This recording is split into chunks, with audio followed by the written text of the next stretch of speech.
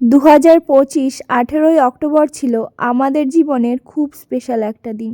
শুধু আমার বললাম না, আমাদের জীবন, কারণ তার সঙ্গেও আমার জীবনটা এখন জুড়ে গেছে। আর এই স্পেশাল দিনটাতে নিজেকে স্পেশাল দেখানোর জন্য একটু সাজুগুজু করেছিলাম, যদিও বেশি সাজগোজ আমি করি না বা পছন্দও করি না, ওই সিম্পলের ওপর যতটুকু করা যায় আর কি। 2025-এর 22শে এপ্রিল আমাদের সোশ্যাল ম্যারেজ হয়েছিল, কিন্তু অফিসিয়াল ম্যারেজটা বাকি ছিল তখন। সামাজিকভাবে বিয়ে হলেও আমরা চাইছিলাম আমাদের সম্পর্কটা অফিসিয়ালি হোক, তাই কিছুদিন আগে আমরা রেজিস্ট্রির জন্য অ্যাপ্লাই করে রেখেছিলাম, যার ফাইনাল ডেট ছিল 18ই অক্টোবর। আমরা একটু আগেই রেজিস্ট্রি অফিসে পৌঁছেছিলাম, কিন্তু তখনও ওরা এসে পৌঁছায়নি। আমি যেহেতু বাপের বাড়িতে ছিলাম, তাই আমরা এখান থেকে গাড়ি করে গেছিলাম। তার আগে ওখানে কিছু ফর্মালিটিস ছিল আমার, যেগুলো আমি রেজিস্ট্রারকে জিজ্ঞাসা করে কমপ্লিট করছিলাম। আমাদের ফ্যামিলিতে যেহেতু 4 জন, আমার শ্বশুর শাশুড়ি, আমি আর আমার হাজবেন্ড, ওরা 4 জনেই এসেছিল গাড়ি করে। ওরা আসার পরপরই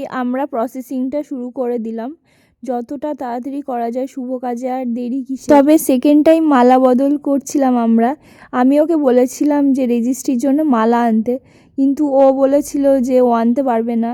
তবে মালাটা এনে ও আমাকে সারপ্রাইজ দিয়েছিল। ও জানে কি না আমি জানি না, কিন্তু ওর কাছ থেকে এই ছোট ছোট সারপ্রাইজগুলো পেতে আমার খুব ভালো লাগে। তোমার খুশিটা তুমি তখনই ফিল করতে পারবে যখন তোমার পছন্দের মানুষের সঙ্গে তোমার এই স্বপ্নগুলো পূরণ হতে থাকে আস্তে আস্তে। আমরা দুজনে আর আমাদের ফ্যামিলির সবাই খুব খুশি ছিল। তবে একজনের কথা না বললেই নয়, যে আমাদের পুরো সময়টাকে মাতিয়ে রেখেছিল আর তার কাজের এফর্ট দেখে আমি সত্যিই অবাক হয়ে গেছি। সে হচ্ছে আমাদের ফিমেল রেজিস্ট্রার।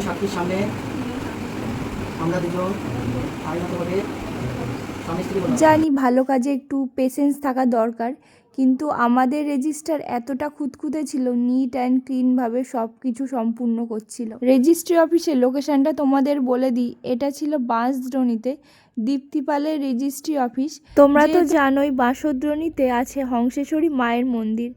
মায়ের কাছে নতুন জীবনের শুরুতে একটু আশীর্বাদ নিতে গেছিলাম দুজনেই, আর ফ্যামিলির সবাই সাথে ছিল।